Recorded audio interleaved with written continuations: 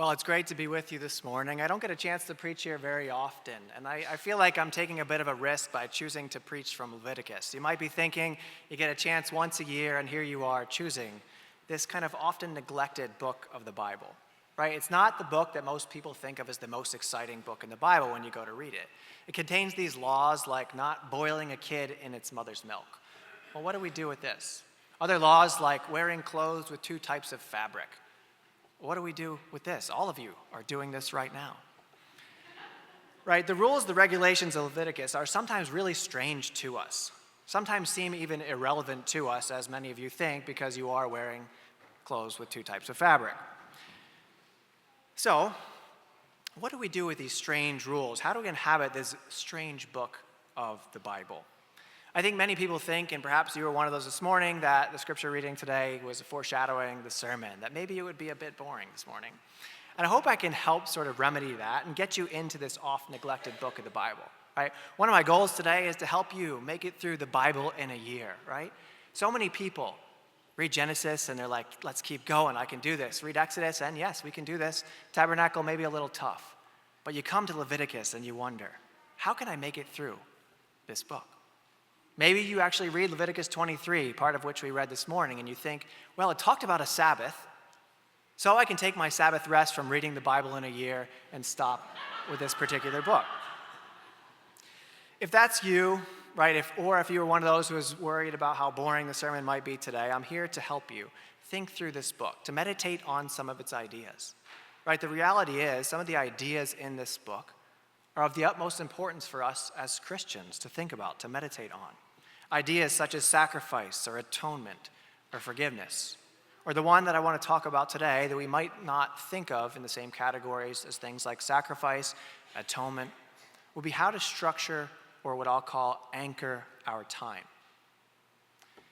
And so as we begin diving into this most important book, the topic I want you to think about is the inevitable and the unstoppable march of time. I read somewhere about someone posing the question to a group of people about what scares you the most.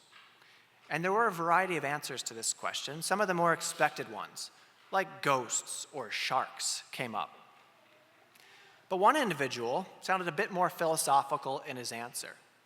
He said, what scares me the most is the unstoppable marching of time that is slowly guiding us all towards an inevitable death.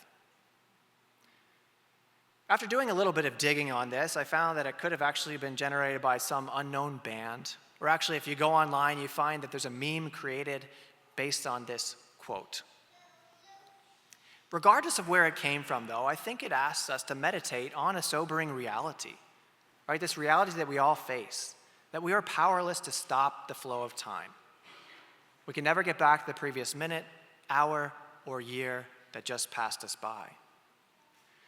And when thought about in this way, I think time has the potential to sort of be like a train that we have no ability to stop. It's going to keep moving forward, no matter what we do. And as I thought about it in that way, it reminded me of a show that I saw advertised called The Snowpiercer. I've never actually watched the show, but I saw it advertised many times. And as I did some digging about the show, I found out that it was also a movie that describes sort of a post-apocalyptic frozen world. And the only way for the people to survive in this world is to be on this train that has some sort of endless energy source that just keeps the train warm and moving forward. And if the train stops, the people die. And if we think about time in this way, the movement of time never stops. And if it stops for us, that means we're gone. And processing the movement of time as being like this out-of-control freight train can be a bit scary. But I think, and what I hope to meditate on today with you, is that if we have these anchor points, these markers, right, it doesn't have to be. While we may not be able to stop the flow of time, we can tether ourselves to a particular path, sort of like a set of train tracks that keep us moving forward with purpose and clear and hopeful direction. Right? Without finding these anchor points in the schedules of our days, months, and years, we end up floating through life without being sure of where we're going, without being tied to our relationship with God. Now, while I'm certainly not a legalist or really one who actually loves ritual, I've increasingly come to believe it's important to pay attention to at least some features of the church calendar. Or if we're opposed to ritual in some way, we create our own calendar with memorable markers in it. Primarily because memorable moments, I think, help us to stop, to structure our lives based on what should be our ultimate priority, rather than on secular concerns. And so for a long time in my own life, I paid little, if any, attention to the church calendar, except for when I was forced to think about Easter and Christmas. It wasn't really until I started reflecting on the Israelite calendar, which we read this morning, and what that calendar provided for them. And I saw how the festival calendar of ancient Israel really provided these anchor points for the Israelites to live in the midst of their daily and yearly concerns, to have markers, key markers, repeated markers that said, my time belongs to God and is moving forward with this hopeful and clear direction. These calendars, these festivals allowed Israel to look at the past and to see that God had provided for their needs. It allowed them to look to the future and know that God would continue to provide for their needs. It allowed them to jump from one anchor to the next. Right? These anchor points for their past and their future as they move forward, marching through time.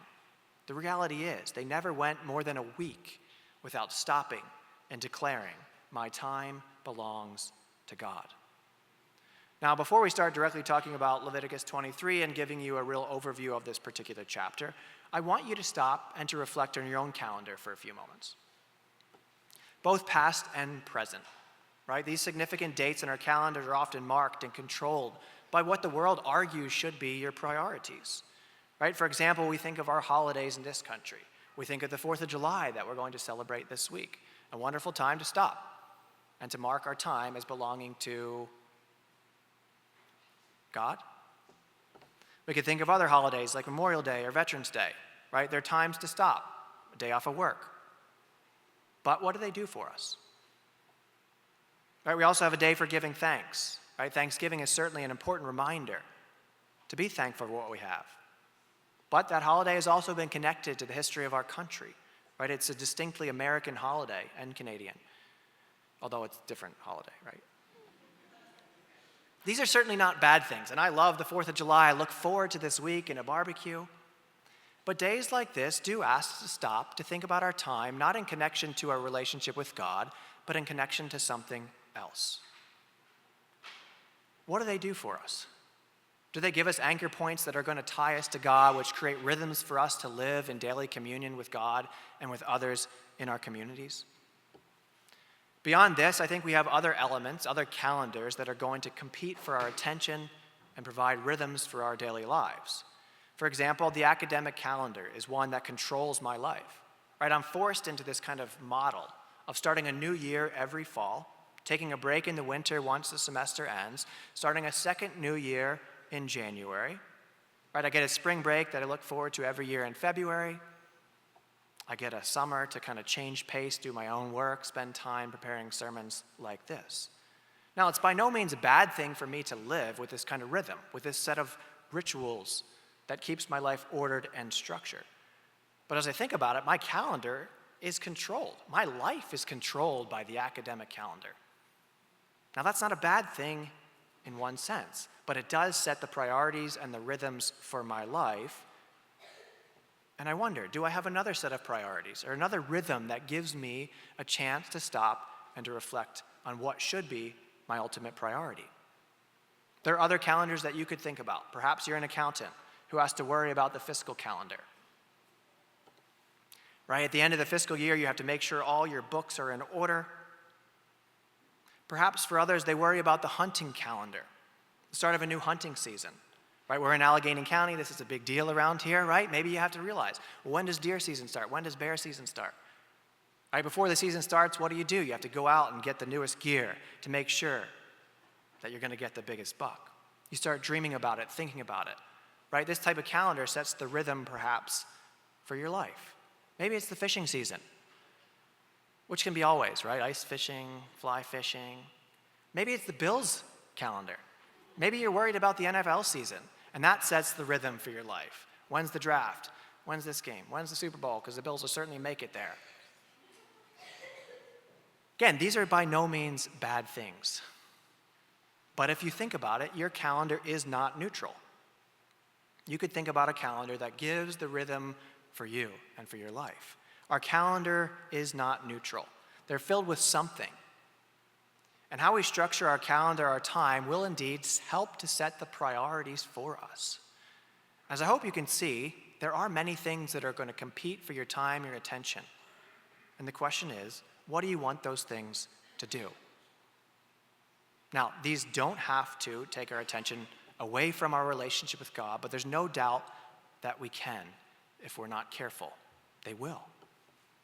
Right? These secular calendars, they create rhythms that should remain secondary if we want our lives to be tethered to, anchored to, our relationship with God. And I find this term anchor points to be a helpful one, right? Because an anchor is designed to keep a ship steady, tied to a point. It's of course not a perfect analogy because we're not talking about something stationary. We are indeed moving forward through time. We might think then about the anchors as sort of like tethers that keep us tied to a particular track rather than floating all over the place. We're tied to a track that keeps us moving forward in our relationship with God. But I think the term anchor points can be helpful, especially as we think about the past, because we've left these different events that we have participated in behind. Right? Another way to think about it is to look back at your own past and ask, do you have significant moments that have tied you to a journey with God as you moved throughout time? I look back at my past, and there are very few things that I can remember the specific details of. There are events that I can remember, but again, those details are kind of fuzzy. I remember having birthday parties, and my cousins would all show up, and it would be a great time. I remember my 16th birthday party a little more because it was marked in a different way as sort of a surprise party. I remember going vacations with my family to various places, but I remember we went to a Christian family camp every single summer for years. I remember my parents taking me to church every single Sunday. I don't remember what I learned in Sunday school on January 2nd, 1988. You probably don't either, or maybe you weren't born yet. I don't remember the specific details of going to church, but I remember doing it. I remember being there. I remember having these points that marked my time as belonging to God, right? Sometimes that is more important and more memorable than actually what you hear, right? Without having these types of anchor points, we look back and we see ourselves as just kind of floating. Where was I? What did I do? Did I float through life, or did I have a path that kept me connected, that kept me on this track moving forward with hopeful and clear direction? And so you think about your past. Can you find those anchor points in your past that have connected you to God? If so, great. I encourage you to keep doing this. If not, that's fine. But the question you should ask yourself is, what do you want moving forward? Do you want to find these anchor points that keep you tethered to, anchored to this journey through time? Because I can guarantee that as you journey through time, you will have key markers in your life. And the question becomes, what do you want those moments to do? Push you toward God, take you away from God, or do nothing for you? Your calendar won't be neutral. Now, if we look back at the Old Testament, the reality is we need to start before Leviticus 23, because God in his almighty wisdom actually sets this idea up right from the start in Genesis chapter 1. In that first creation story, we read in the discussion of the fourth day in Genesis 1:14. And God said, "Let there be lights in the dome of the sky to separate the day from the night, and let them be for signs and for seasons and for days and years." The reality is, you might not recognize this, but God puts this idea right there in that verse. It's harder to see in your English Bibles, but that term, seasons, in Genesis 1:14, is the same term that we read in Leviticus 23, for appointed times for meeting with God. Right, the Hebrew readers of this text are seeing this discussion right from the start. God giving lights in the sky that will help provide the rhythms for their lives, the rhythms for them to meet with God on a regular basis. It provides order and structure. Right, and as you think about what these lights do, they set up the days and the weeks. And the Genesis 1 week ends with the Sabbath. And this is precisely how Leviticus 23 begins, with a focus on the importance of stopping and remembering that our time belongs to God. And in Leviticus 23, which comes later in the Bible, as we start to think about this chapter, we see that God gives Israel a series of feasts and festivals that are going to help them structure their time. The reality is there are 3 primary festival calendars in the Old Testament, all in the Pentateuch.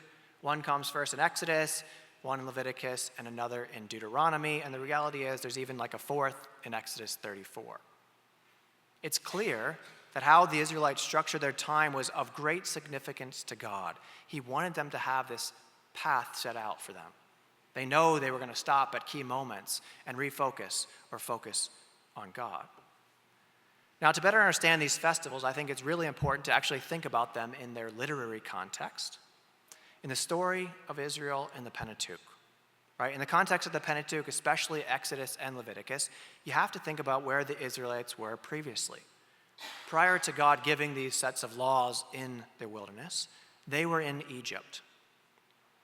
They were living as slaves in Egypt for 400 years. And as you think about their life in slavery in Egypt, they had everything about their lives dictated to them. Right? They had no say over their time, no control over what they did and when they did it. Their time certainly didn't belong to them. It belonged to the Pharaoh and the Egyptian taskmasters. And it's after this period of oppression in Egypt that God comes to them and delivers them from that oppression in this Exodus event and gives them a set of laws that are going to reorient everything about their lives, not around the Pharaoh and Egyptian culture, but around God. To say, look, your time no longer belongs to somebody else, it belongs to me. This is going to help to set the Israelites apart, to say you have these regular rhythms built into your lives, past, present, future, that are going to focus you in regularly, repeatedly on your relationship. I think we're seeing that God knows that our time and what we do with it will say a lot about us, a lot about our priorities, and it's what will help us relate to God and to others in the proper ways. Now, the first of Israel's major festivals, which we read about this morning, comes in Leviticus 23:5. It's the Passover. And I'm not going to go into all the details of the Passover, but I want to think about, again, this idea that's going to illustrate the fact that God is telling the people, look, your time is starting over as you leave Egypt and you enter into a new relationship with God. And so to see the origins of the Passover, we actually have to go back to Exodus chapter 12 when they're about to leave Egypt. In Exodus 12, we read this. The Lord said to Moses and Aaron in the land of Egypt, this month shall mark for you the beginning of months. It shall be the first month of the year for you. This day shall be a day of remembrance for you. You shall celebrate it as a festival to the Lord throughout your generations. You shall observe it as a perpetual ordinance. And again, in declaring this, it's as Moses is saying, look, your time is starting over for you right now. Stop and reorient your lives, not around Pharaoh and Egyptian culture, but around God. And Moses helps them do this by instituting the Passover, a special time for them to meet with God, celebrate a meal together, mark the beginning of the year, and to remember how God protected them in that final plague by putting the blood on the doorposts. The Passover and all of these other festivals, they become like these special Sabbaths.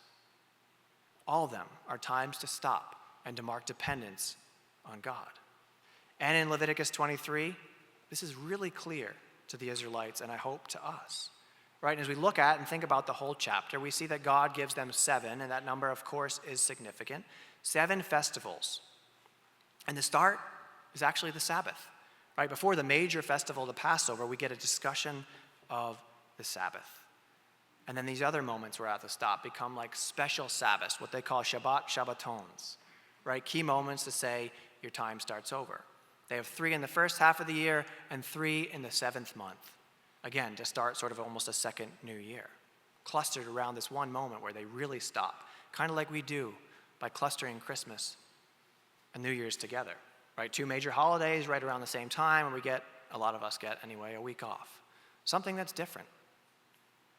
I think what God is doing as we think about these calendars as a whole is showing them how they can structure their time around Him, to have these key moments where they stop and they remember what God has done for them. We could go through each one and say, look, there's something special about Passover. Remember what God did in that final plague. Or unleavened bread. Remember how you quickly fled Egypt. Or remember your time in the wilderness by celebrating the festival of booths.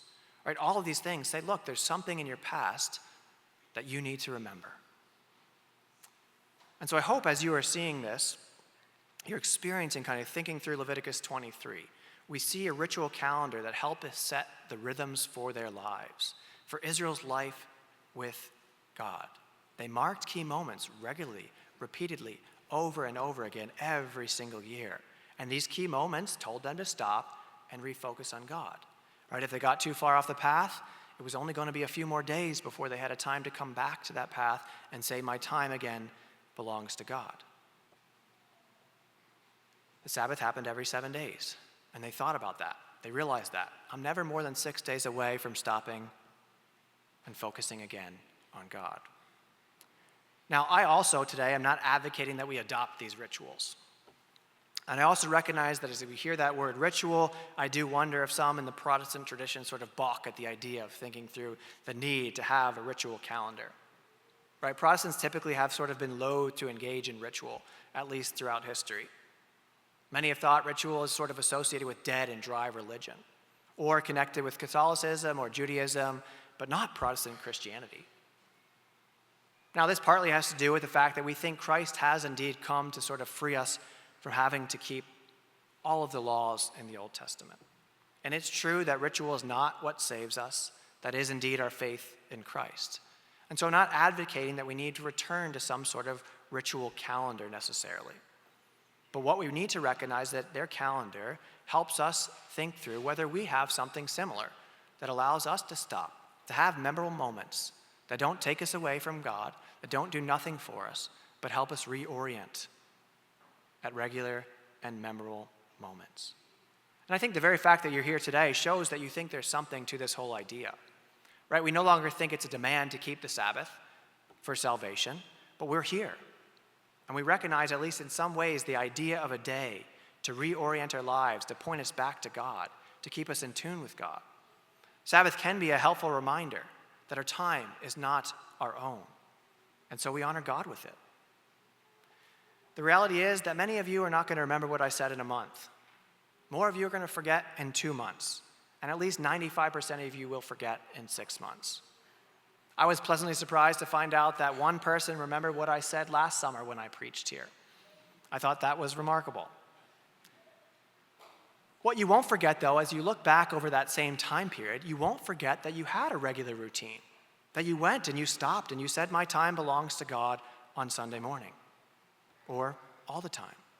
Right? That you did it on a regular basis often becomes more memorable than the specifics of what you heard on those individual days. The regular Sabbath rhythm told the Israelites that they were never more than 6 days away, as I said, from coming back to God. And it can do the same for us. Now, we could get into a lot more details about the Sabbath, about Yom Kippur, about Shavuot, and some of their other festivals, but I'll spare you. I hope you see the point of thinking through the idea of a calendar. Now, for Christians specifically, we could change this to think about the Christian calendar. Do we have something like this? And the answer is, in some ways, yes, and in some ways, no. We have Easter and Christmas that are indeed marked for us. And I hope they're marked not by the commercialism of Christmas, but by the fact that we stop and we celebrate the birth of Christ. Or on Easter, we stop and we celebrate the resurrection of Christ. We also have other dates in the calendar, or time periods in the calendar, if we think about Lent and Advent. Now, these, again, are not commanded for us to celebrate. It's not a demand that you have to stop and say, I need to celebrate Lent or think about Advent, but they can be helpful. They can be times to stop and say, okay, something's different. I'm going to mark this moment not as belonging to me, but as belonging to God, to help set a rhythm for your life apart from the other calendars that will indeed be imposed on you. We also have another added moment that I think we often don't think about as part of our calendar. And that would be the regular monthly rhythm of celebrating the Lord's Supper together, right? And it's unlikely that we do actually mark that on our calendar, but I propose that in some ways we should. We should have that as a time that we say, I'm going to stop and remember what Christ did for me. Maybe you find something special to do the night before in some way to say, look, this is an important moment in my calendar that's different from all the other Sundays, since we celebrate it once a month. It gives you the chance to highlight it on your calendar, to mark it. And again, I want to make sure I caution, I'm not advocating for some ritual or ritual calendar that can make you right with Christ. I'm simply advocating that memorable moments in your calendar can provide these anchors that will indeed keep you tethered through the march of time as you move forward. The reality is, these anchor points don't even need to be religious in some way or religious holidays. You could take what are very secular moments in your calendar and turn them into time periods that are memorable. I had a friend once who would go on vacations or visit different cities, and he made a point in every city that he visited, he would find a time to go to church. Find a time to say, look, I'm taking a vacation, but I'm marking even this moment as belonging to God. And he reflected on this. He reflected on hearing bad sermons, maybe heretical sermons in these random churches that he would visit. But he always remembered, look, on each of those trips I took, in each of those cities I visited, I had time set aside that didn't belong to me, that belonged to God. So as we conclude, I want you to think about this idea of your regular rhythm. And whether you try to mark the various seasons on the Christian calendar like Easter, Christmas, Lent, Advent, and the monthly rhythm of celebrating communion, or you take something very different like your vacations and you find a way to think through them as belonging to God, or you have a daily or a weekly event of your own, right? I just encourage you to do something, to think about finding ways to make these memorable moments, to put you on this path, to anchor you to it. Say, I can look back and hold on to this, and I can look to the future and know where I am going. This, I think, is what God does want for us and why there's such an emphasis on these calendars in the Pentateuch. And this is my challenge for you today. Let us pray. Almighty God, we are grateful to be here, to mark this moment in time as belonging to you, to stop and to remember and to reflect and to commune. There's so many wonderful things we do here, Lord, and we just pray that we could give it back to you, that you would help us on this path, this journey through time, so that we are sure of our final endpoint, ultimately with you one day. Amen.